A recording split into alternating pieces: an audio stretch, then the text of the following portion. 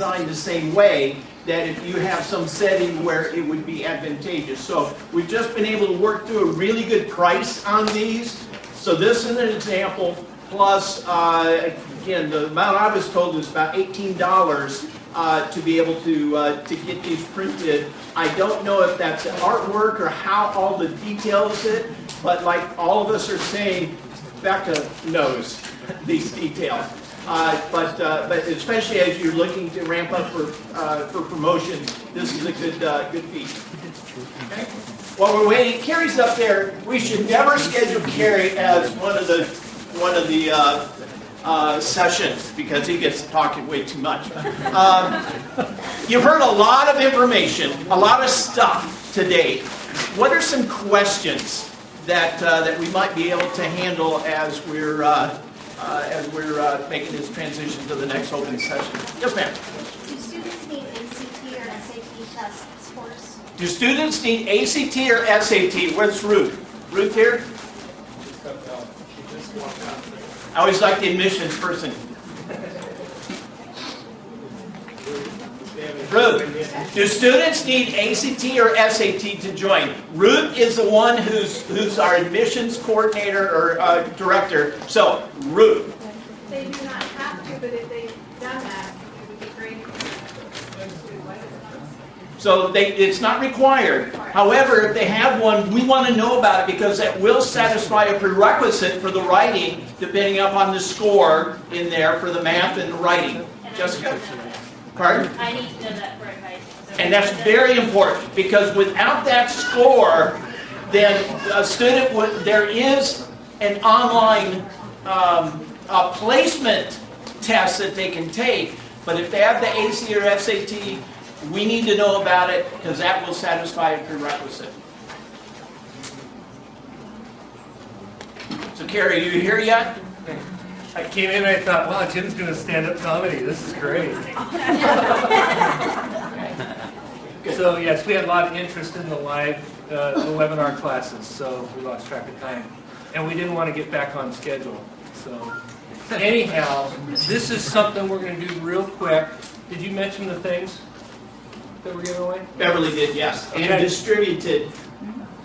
All right, so I have to mention again for everybody coming in late that was in our... The price. I wasn't clear on the price. Oh, so in your packet, we have a little promo sheet. We gave you like 50 cards to start with, and that little guy, that guy's $20 if you want another one. The big, you can actually buy one of those Northwest banners. Some of you that do bigger promotion things, they're like $150 or something like that if you want one. And the way marketing described it to me is if you're in a big room, you want something that's more recognizable, that's bigger. If they say CPP program, they're like, what's that? But Northwest University will kind of draw them in, then they see the CPP. That's the marketing behind it. So those are always available. So this is Jessica. Jessica is the one that does all the advising, which means she takes the transcripts of your students that are transferring in that have 25 classes from 4 different institutions and figures out what counts, what doesn't, and what they need. Jessica also sends the dreaded F letters, but we don't call them that anymore. We call them grade checks. So what we want to do is just spend a few minutes just giving you a heads up of what will come your way during the semester. And this is back under academic success. And this is kind of laid out in what your responsibilities are. But Jessica, tell them just as we get into the semester and the students are starting their 2 classes typically, what your job is and what you're trying to do. Okay, so once your students are in classes and they're all good to go, I monitor your students. So I'm sitting there, I'm watching them turn in work, if they're not turning in work, things like that. But that's also going to be part of your job as well. So you guys are going to have access to look at the classes, see what your students are doing, what they're not doing. So my grade checks that I send out are normally twice in a session. So at around the 3-week mark and about a week before the end. So I'll send them out, and anybody with a D+ or lower is on my radar. So I will send that to you and say, hey, your students are struggling here, fill me in, what's going on? And that's kind of your prompt. If you haven't been checking on a weekly basis with your students, seeing how they're doing, that's your prompt to be like, oh my gosh, let me look into this and see what's going on. So you don't send that to students? No, it does not go to students. Students do not see what other student grades are. But if a student is failing, odds are that hopefully they know they're failing. So it's one email that'll go to a coordinator that'll have a list of students? It'll have a list of Or- the students, it'll have a list of the classes that they're in, and what the grade is in that class. So granted, a D plus is passing, they will get credit for the class, but you need to be keeping your eye on it. Moving on from there, this is kind of where the student success packet that Carrie and I had worked on together kind of comes into play. There's 2 that are posted on our website, correct? I guess nodding. One is for your probationary students, so students that have below the required amount or below the required GPA for their grade level. So freshmen, it's a 1.7, sophomores 1.9, and juniors and seniors is a 2.0. So there's that packet, and then there's just your academic success packet for your normal students. And Carrie, do you want to kind of go into a little more detail on Yeah, that? I think what we're really trying to say is, and please take this in the right way, it's not Jessica's job to monitor your students. It's Jessica's job to help you be aware of which students you're monitoring and to put the right tools in your hands. So if you're looking at your year in August, what you need to be doing, and this is why we're doing that annual certification, we'll have a little worksheet. What does it mean to have an academic success plan? Okay, here's the pieces. We'll have something that you can put together, a sample. One plan pretty much will fit all for your students. And then, Kim, I'm going to pass on that, but we're going to pass it on. Kim's doing some wonderful stuff where they're starting earlier in August. And what kind of specialist do you have? A learning specialist? They have an elementary school, K through 12, and they have a learning specialist that meets with potential students and assesses their academic readiness. And they've had a couple, they said, you need to wait on the academic part because we don't want to set you up for failure. We're not suggesting that everybody can do that, but we are suggesting that you start thinking about it that way and not assume that every student can handle this academically. I can see 5 or 6 people in the room that know what I mean personally when they say it is worse to accept a student that fails than to not accept them. You are not helping them, period. What happens when a student is caught plagiarizing? So the student is caught plagiarizing, the professor's made aware of it, they notify me and the provost's office. We have a 3-step protocol that we go through. Help me with this, Jim, because I'm not going to use the right words. The first offense, it's the thing that we just got in the, 3 strikes and you're out is the way that Northwest looks at it, which means that we are very intentional and intense about anti-plagiarism, about stealing other people's work. So there are 3 steps to it. First step, the professor works with the student and the provost is notified. Second step, or the second time, the provost gives that student a call. We set up an appointment where this provost talks to the student and says, what did you not understand about the discussion that your faculty member had with you? Third strike, third offense, then the student is released from the school at the end of the semester. But each time the instructor is able to work with the student on either replacing the assignment, completely redoing the assignment, failing the assignment, or failing the course. So this is something that when we get closer to school starting, we're going to talk much more intently and specifically with you on what we recommend you tell your students in defining what plagiarism is. But this is something that you can imagine online courses we're concerned about, but I think that you can be work with us, be part of the solution to ensure students understand. You don't wait until the night before to do a paper and then you cut and paste it, or you don't make stupid little mistakes on not putting quotation marks around quotations. So this is something you'll hear much more from us when we get closer to August. Thank you. it'd be really awesome if there's someone from the provost's office in the room that could. Oh, hey, Ben. Did you want to say anything on this? Ben's the assistant provost, and everyone's. I saw you walking forward. If you wanted to say something, I wanted to make sure you did. If it gets to that second stage that Jim was talking about, the way that Dr. Hugo will frame the conversation is to say, I have good news and bad news for you. The good news is that you get another opportunity. The bad news is that if we have to have this conversation again, then you wouldn't be able to continue as a student in class. But really it's trying to frame the work the students do to make sure that they understand that we're trying to cultivate a culture of academic honesty and making sure that they are kind of operating within those boundaries. Yeah, Ted. Yeah, I just have a question on this because we actually just had 2 of our students reported for this, and they're some of our most diligent students. One of them is almost an entirely straight A student in a 3rd year, and this was very shocking for them. So we're kind of in conversations of I'm about to have conversations about this.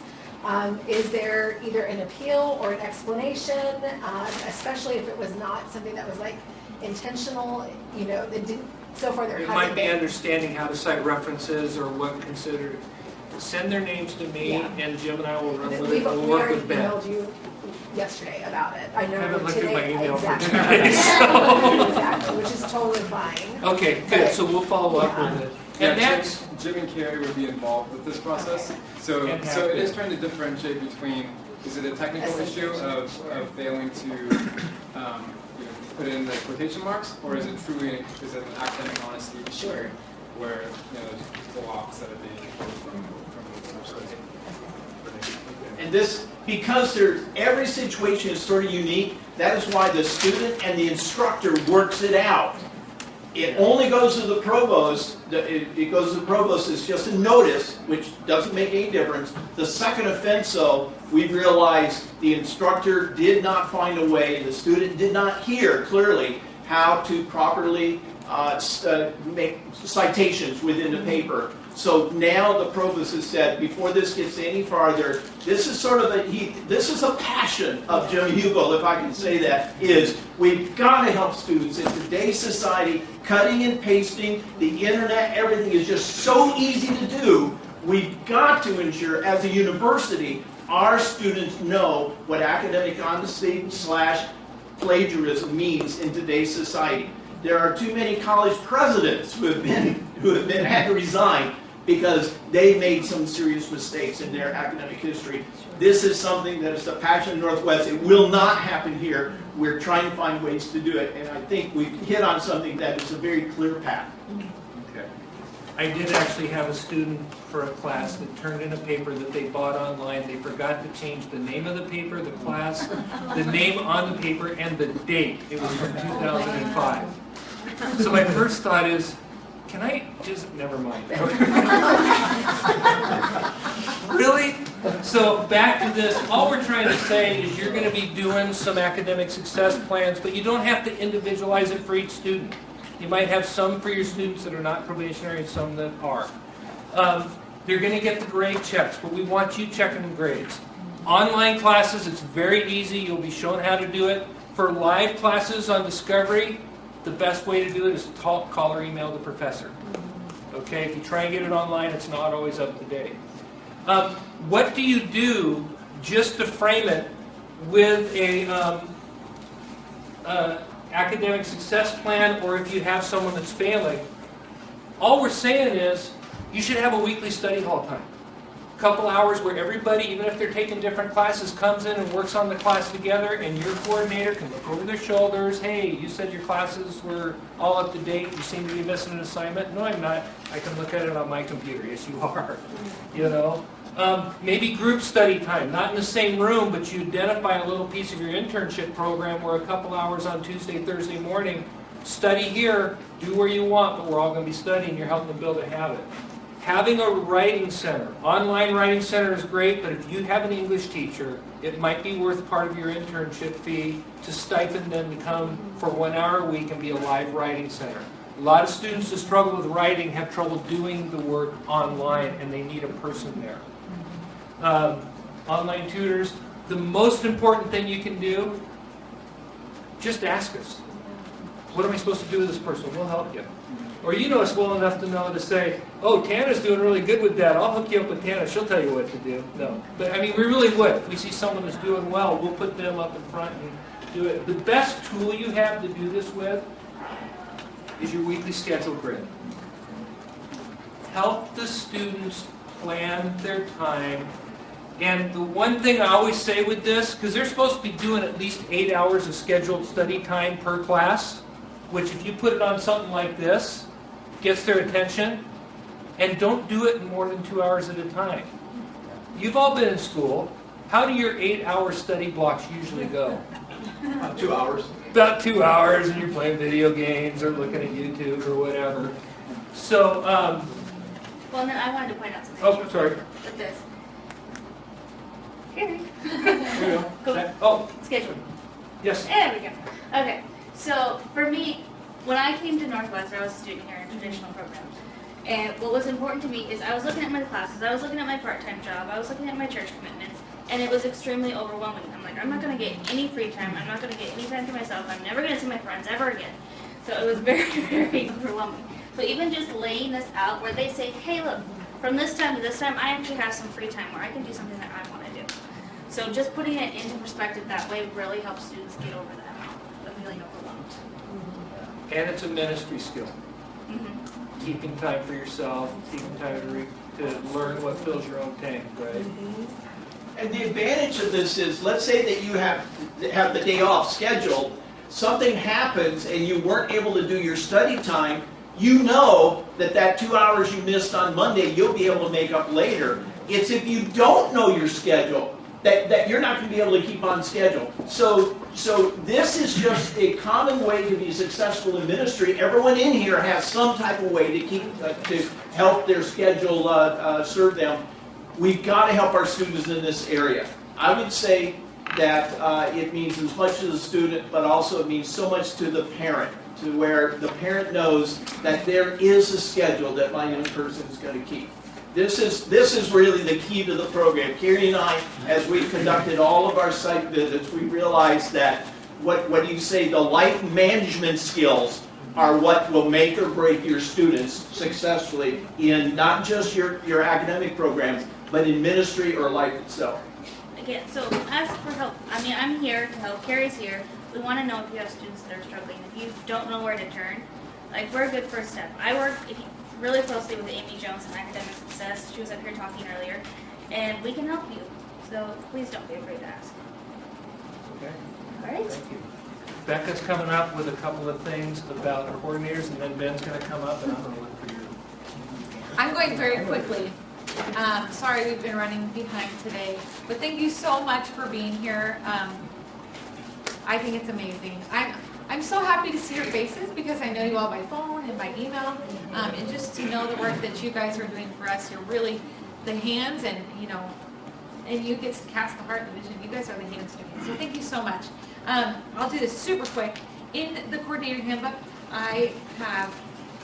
in your conference packet, I've made a coordinator handbook, and there's a coordinator job description. Even if you've been here for a while, it might be nice to review this. Maybe you're missing out on some of the things that NU would love for you to be doing. Maybe you're brand new and you need to know what's expected of you up front. And then the director job description, I put that there as well. Some of your sites may not have a director, which is totally fine. That would mean the coordinator is just assuming some of those roles.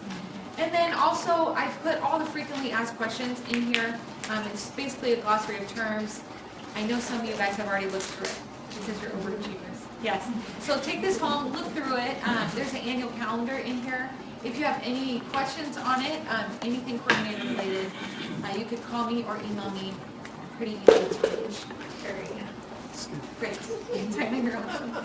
All right. So what you guys have to say is very important to us. So we have a very important guest, Mr. Ben Taus, the assistant provost of the school, to collect some feedback from you. I thought you were talking about someone else.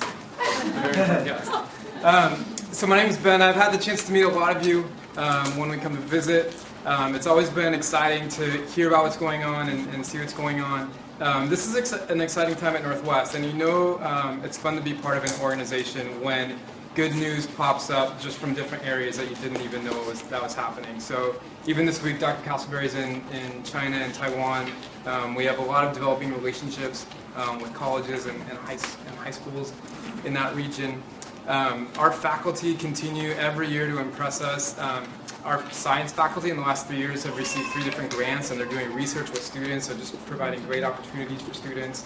Another thing that you might be interested in, especially if you work with youth, is just in late 2015, we found out about a grant that Dr. Joshua Ziefel received from the Lilly Foundation, and it was over $400,000, and it's going to allow us to set up a center focused on training students and helping students explore their theological or vocational calling, really with a focus on ministry. And the idea is, how can we help cultivate that sense of calling for students during their high school years and help kind of develop that passion for ministry earlier.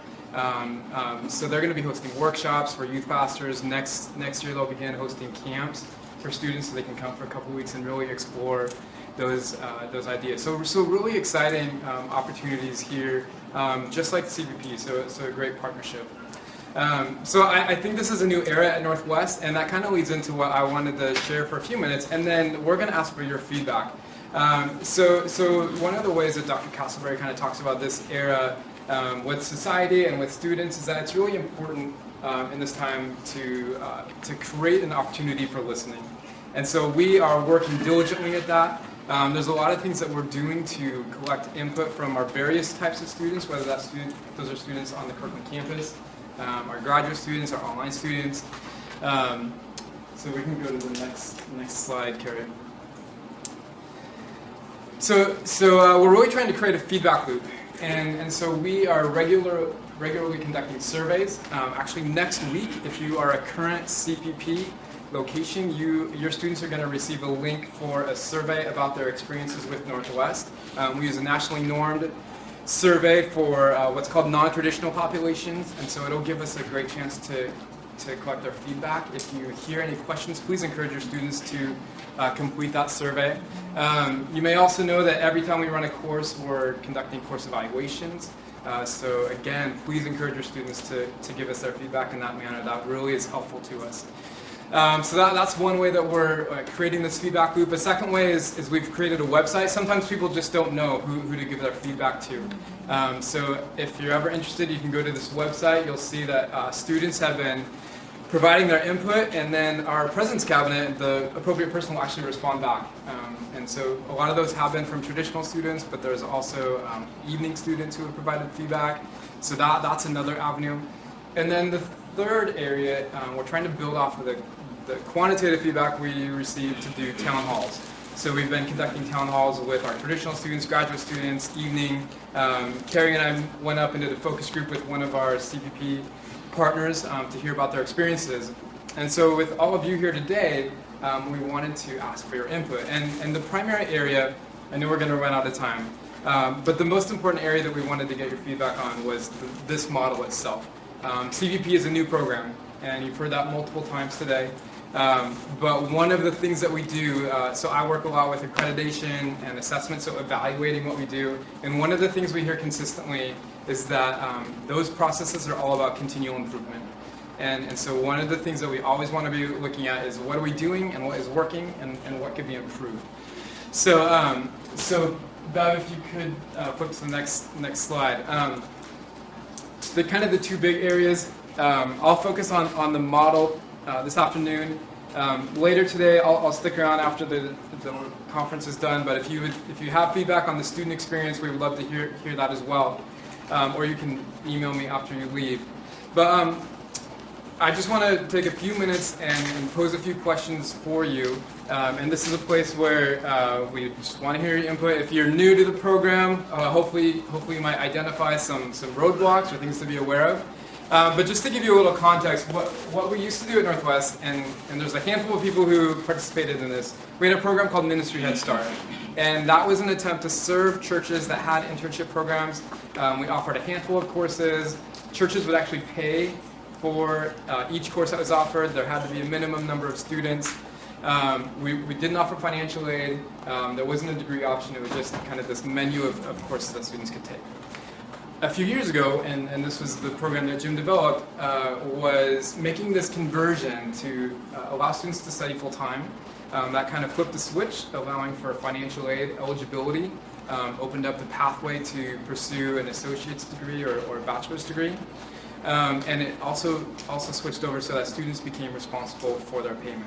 So I just wanted to present those as a context and then open up this question, because sometimes we hear this feedback about, wow, it's a lot of work for our students. Is there any way that we could, maybe make it less work? Or people ask questions about financial aid. These steps are really challenging sometimes for students. So we wanted to provide a place where we could have some of that dialogue and really hear from you. So the question I wanted to ask is how, from a structural model, from a structural perspective, is this model working? Do you have feedback in relation to the model? Anything that would help us in kind of evaluating how things are going. So it's pretty broad questions, but would anyone want to jump in with some feedback about the model itself?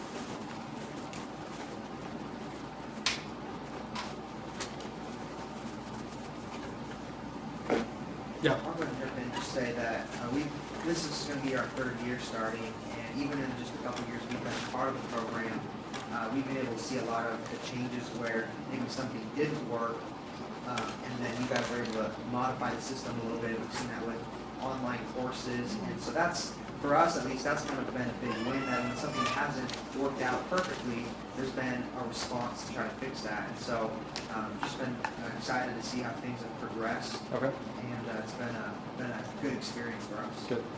Okay, great. Yeah.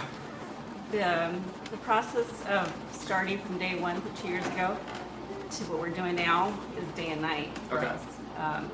When we had a concern something wasn't working, we're so rural out in Idaho. Yeah, I've been there. I know where Burley is. You know where it is.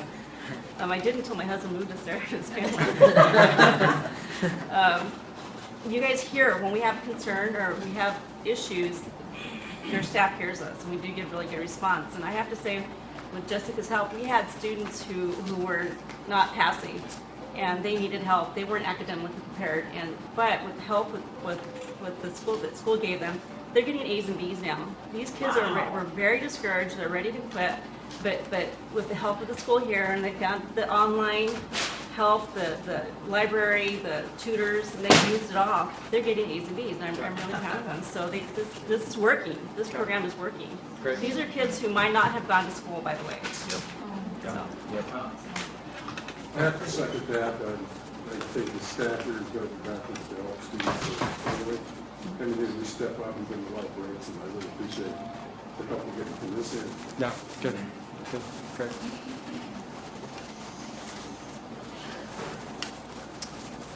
Any other feedback on the model itself?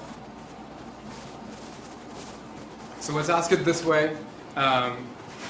Is there anyone who you feel like, wow, it would be great or preferable for us in our context to have an option where maybe students would just take a handful of classes, they could pay for those out of pocket without the financial aid eligibility, maybe that degree isn't as important to them. Would that be a model or an approach that would fit anyone's setting? We have just started to have conversations about doing that with a summer intensive only, Okay. not changing our regular calendar program. Okay. We run a summer intensive and have international students coming from all over, as well as the U.S. and within Las Vegas. Okay. And have between 50 and 100 come. So we were kind of interested in what would that be like to not just offer the normal content, but have something that is really deeply theological, take advantage of Dr. Lim, and have just this great teaching class as well. Okay, that's great to know. Yeah.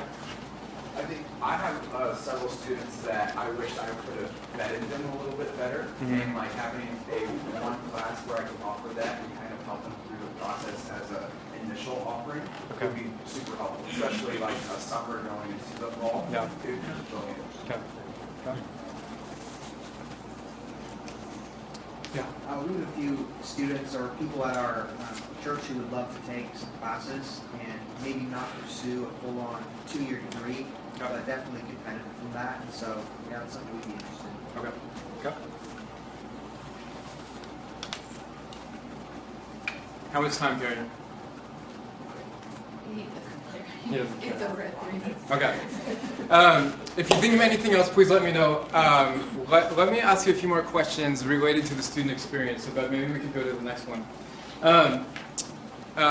Would really be curious, and I know there's been a lot of conversation about this today, but would love to hear if you have input from what you've heard from students about the enrollment process, so kind of the all-encompassing process from application through getting students registered, so that would entail applying, so admission, financial aid, advising, registration, things that work well within that process, and then anything that you've heard that could be improved through those stages. So anything that sticks out from what you've heard from students. Yeah.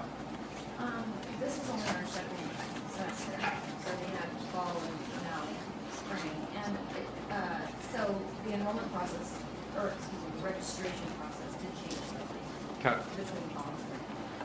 So everything has gone really well. The only thing that's been an issue for the students is advising homes, because now they don't apply. Because they're being registered by their advisors, so almost every single student freaks out and is emailing me and panicking, why is there a hold up? You know, and so that's the only thing that has happened, where across the board there's panic, and across the board I'm just like, it's okay. Yeah. But it causes a little bit of Some an angst. issue, Yeah. So that's the only thing that I have come upon that has been not good. Okay. Anything else? Things that have worked well, or things that have been a challenge? I'll speak to the people who have lower than a 2.3 GPA or whatever that is. We have one student who works really hard. He's on staff and he's got a family and all these different things, but and he's dyslexic on top of that. So the GPA from being in high school and even college before was really low. But I really love that Northwest gives them the opportunity through enrollment through that. We didn't fill out a form, I think, for him, but of allowing students like that to continue in school. Now he's getting A's and B's. He's not making more than a B yet. So. Okay. Anything else? What about this next question? Is there something about the process that you would change if you could? So this is kind of the chance to, even if it doesn't seem viable, but it's a great idea, anything that you wish you could do differently. Yeah. It's not really about the enrollment process. I feel like some of the little quirks and stuff in the enrollment process is really being ironed out. Okay. But it's more the same experience during the class that sometimes it seems like some of our students might be getting these grade check reports that really once we get into it, we find out that the professor hasn't actually graded the things and not the information back to them. Okay. Yeah. And then when we talk about when is the professor supposed to get this back, and the deadline is not until after the course is over. Okay. So then how does the student actually get that? Okay. Did you catch that back there? I got it all. All right. Thank you. All right. That's good. Anything else? Piggybacking on that, I've also, it's so hit or miss, and I mean, even when I was in school, it was hit or miss the same way as far as professor feedback. Yeah. Some professors are great, they respond, just to emails.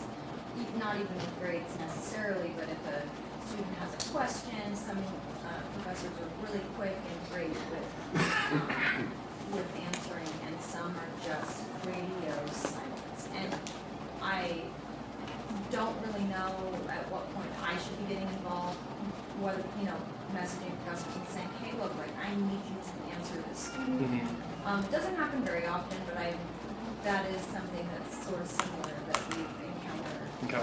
But I don't really know how to handle. Well, we can talk about that for a minute. Jim, do you have any feedback on what you would suggest in that That's scenario? absolutely our job, okay?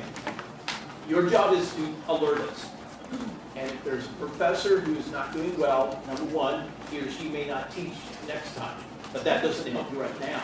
And secondly, I have sent emails to faculty saying the student has asked a question a couple of times, or let's find a solution.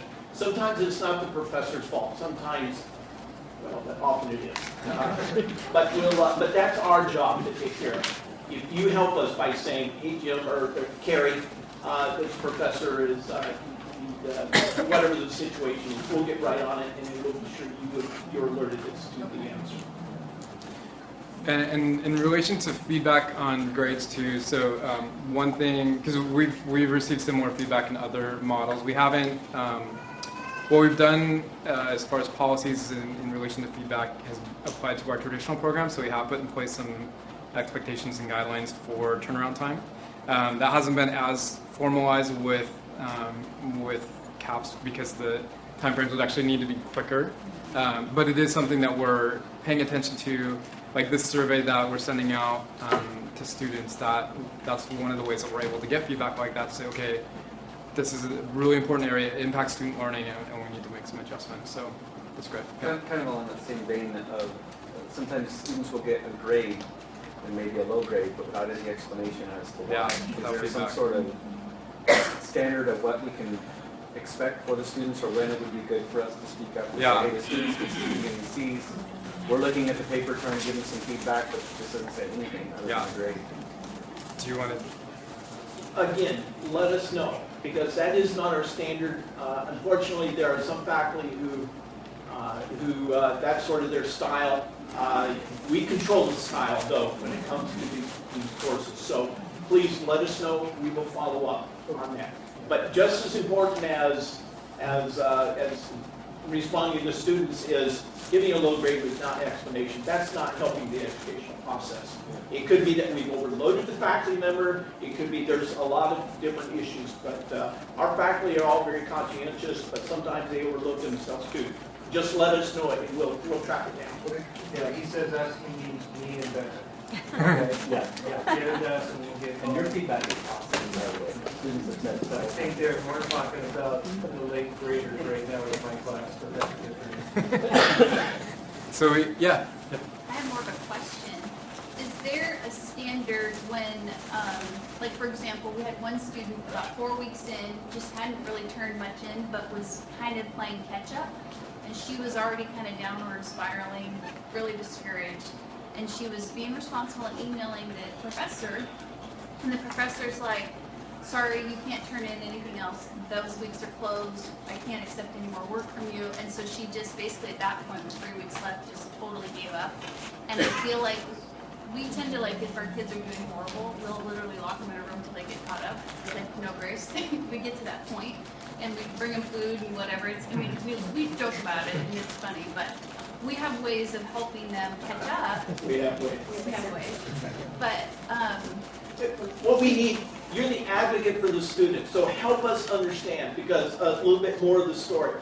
A lot of times a faculty member looks at an email, and I'm not sure what this student would say, but sometimes, you know, I got behind so I need more help, or I'm so involved in ministry that I'm late 3 weeks on my work. That doesn't cut a lot, but if we know that you're part of the solution and really entering in, that's part of the story then that we can take to the professor and say, I know you have your standards, I cannot control you in this, professor, but let me tell you the rest of the story. Every professor I've gone to with that explanation has been absolutely very willing, because her or his goal, same as ours, same as yours, get this student through this course successfully. So we just need a little bit more of the story of that, and then we can go right to the problem. Hey, Kim, for me, the coordinator's recommendation is what carries the weight. If I ask the coordinator and they're like, well, yeah, I guess so, I'm like, no, we're not gonna do it. And we had one professor that wasn't willing. Remember that one? But other than that, if they're convinced, it's not just someone lollygagging around and oops, I better do it, but you're saying, hey, this is someone that we can help, it's gonna be part of the educational process, it's good for them, we'll go to that one. and I did email Yeah, the professor and they were just, you know, no. so email me if it's not too late, I know we're past the class, but, yeah. Yeah. All right, one more thing regarding the live professor. Is now a good time to bring that up? Or? This is your opportunity. So. The only, and that's been great. We've only had one experience with the live professor so far in our year that we've given this. And the only thing that all the students found super strange was their class, and then it's obviously hybrid, a lot of it is online, but it's still, they're meeting in person, was that they had to post discussion postings online and be graded for them, which they found so redundant because they're in class having discussions, but they're having to post. Do it also online. Yeah, It's an so, extra step, they're required to go to the class, plus they're required to post right, discussion it just online. felt very redundant to them and silly, like why are we basically posting what we already were physically or verbally saying?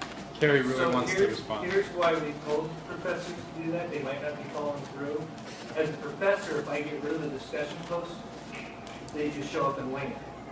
The idea is they've done the work, they've done an actual discussion post. As a professor, I'm taking their discussion post and I'm saying, hey Ben, you said this, so we're making sure they're doing the work. If it's just busy work, then it's not being followed through with that way.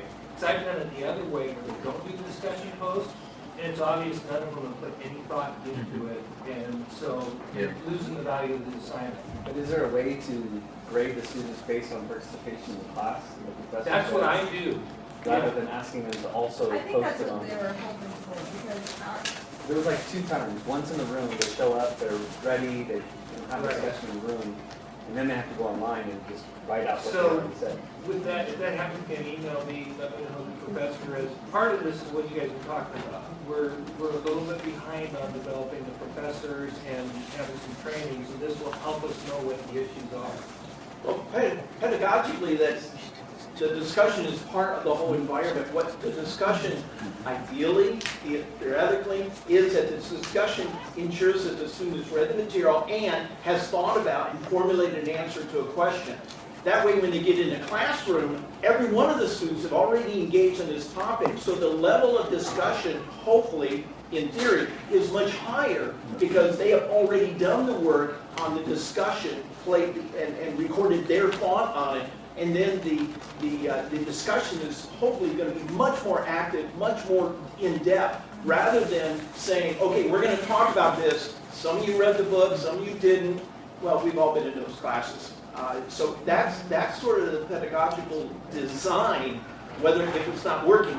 well, that makes perfect sense. I think what we experienced was that they were actually going the opposite, so they would have the class, then post the discussion. Something, And well, the key issue So it must have there, been a fluke, something must have been weird, Well, because that the- makes sense. the issue is they're getting graded on the written post, not the class post, and they should be getting graded on the class discussion.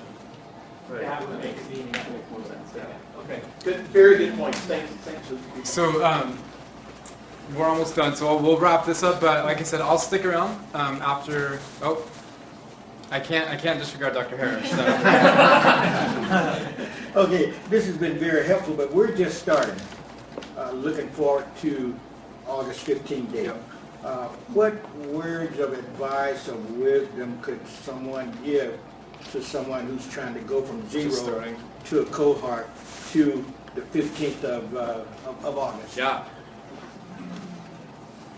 Don't look at me. Well, my advice would be to start now. I mean, to start last month or the month, but it always takes longer. I think from talking to people, it always takes longer than you think. Start talking to students, start advertising. But what all advice would you share? Don't try to talk or force students into participating or potential students. Because what'll end up happening is they may withdraw, and then they're in a financial bind, in debt, feeling bad because they weren't ready to do it. And so I think with trying to launch something, our desire is to get a largest cohort as possible, which then we end up selling the program or overselling. And so the student needs to have a intrinsic desire to receive the education, and if that's not there, they're not going to be successful students. So rather start with a smaller group or postpone to another semester than starting with a group that's not going to be successful.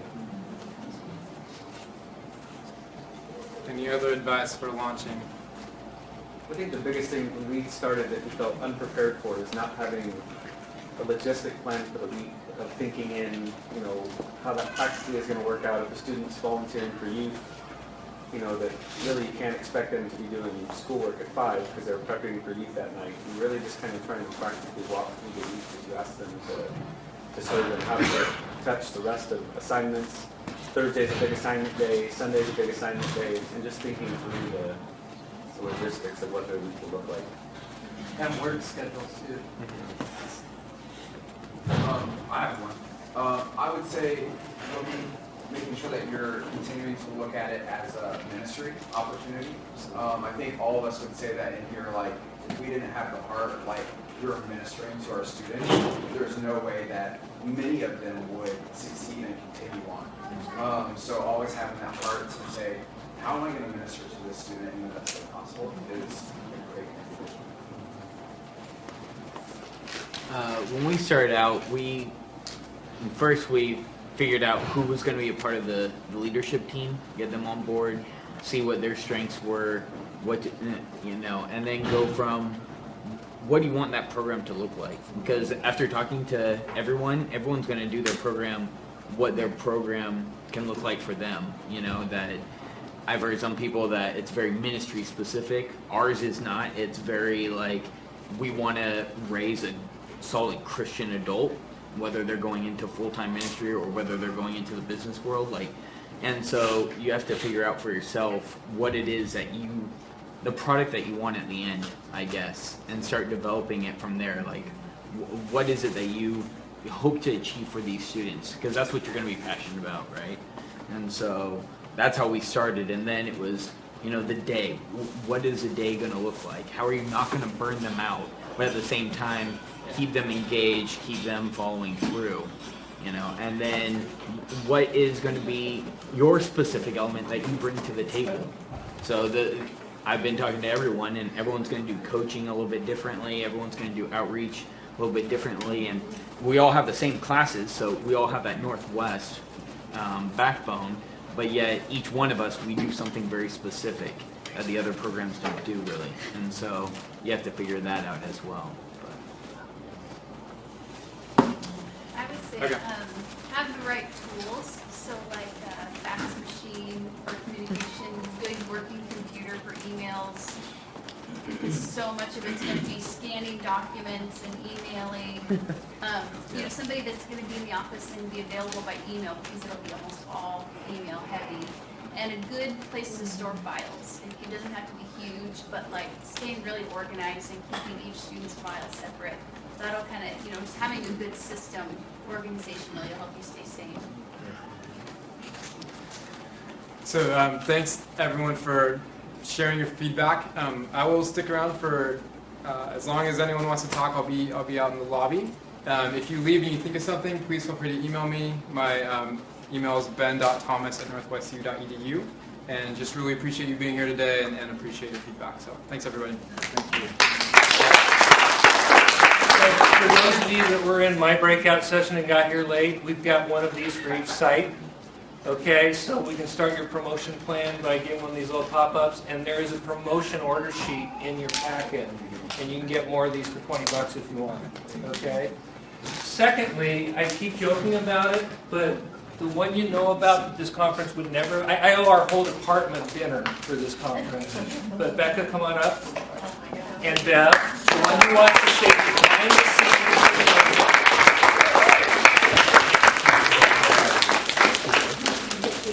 I don't know what to do with this.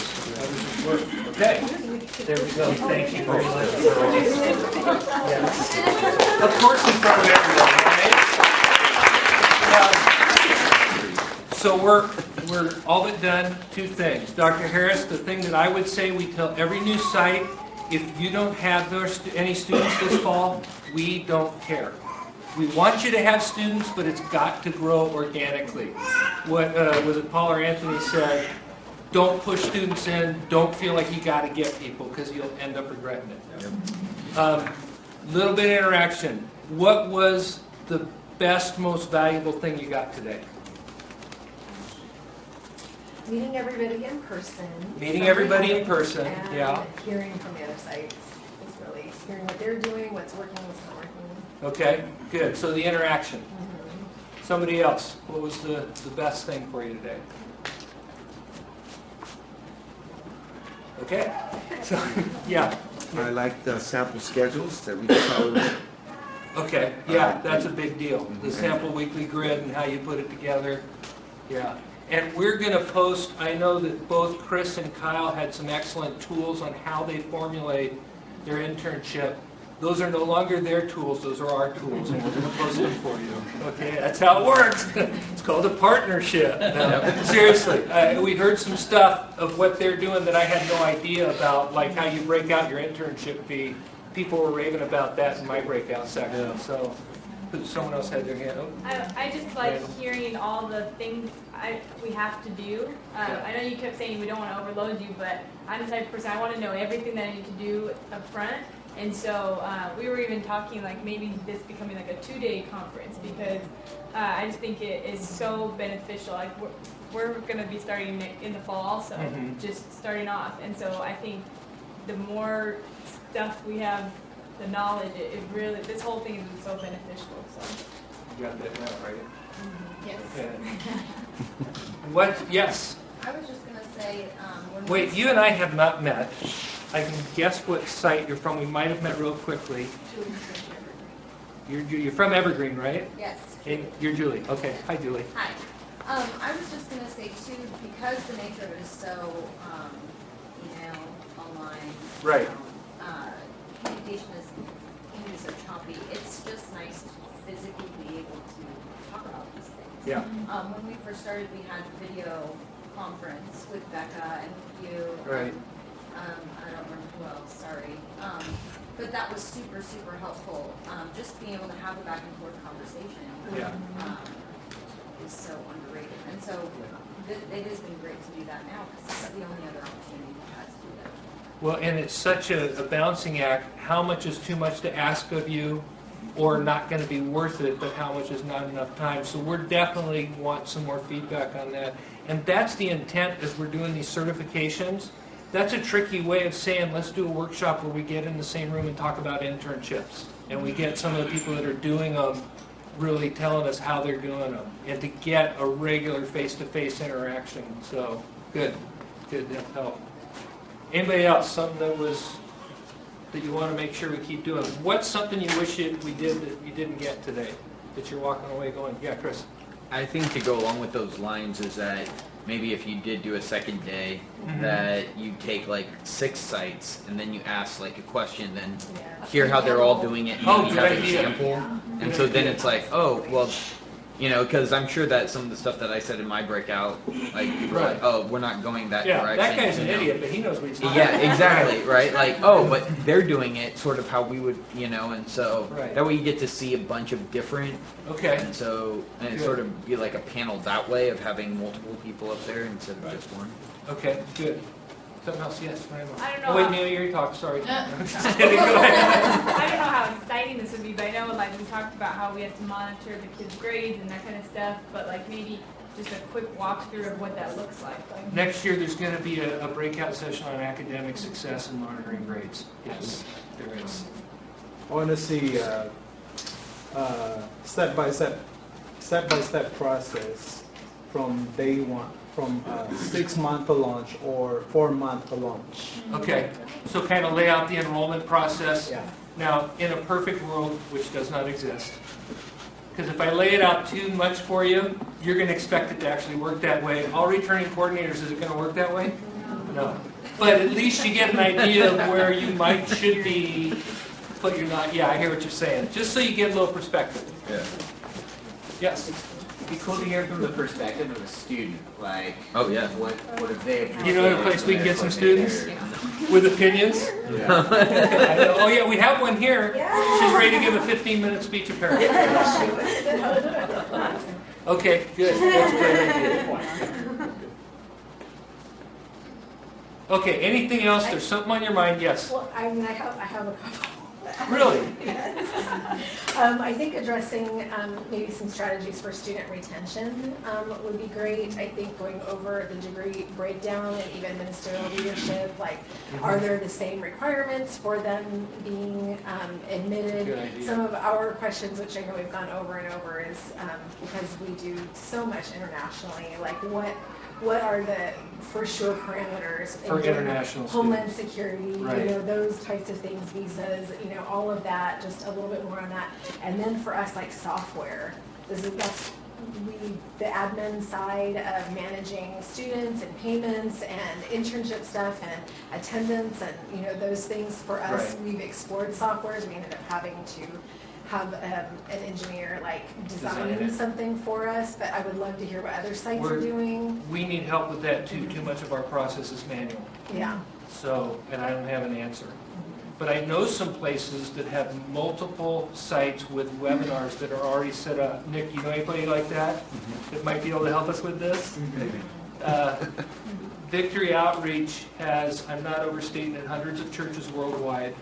And you've been doing webinars for your, it's almost an equivalent of an AA. So we're excited about them coming in because of the students, but we also know we're going to learn some of this stuff from them because they do it really, really well. I just even mean admissions software. Yeah, like that's what I'm possibly- talking about. They've been Okay. doing this Okay. stuff, so they've got some things. I'm writing checks that Nick said, I don't know how to cash that, so.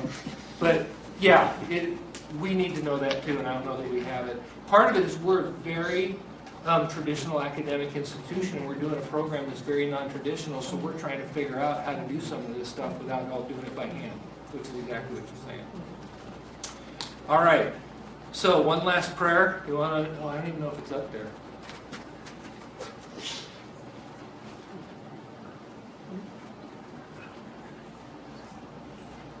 Or we could just look at Becca's picture. Yep.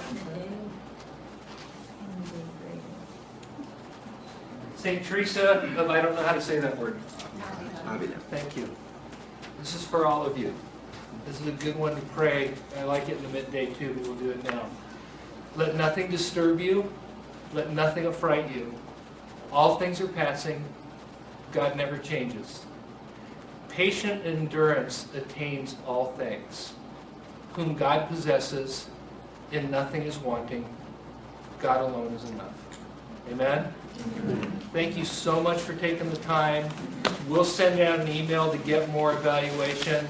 And we're just going to stick around. I know some of you got to rush and some of you are dependent on us for rides to the airport. So, thanks again.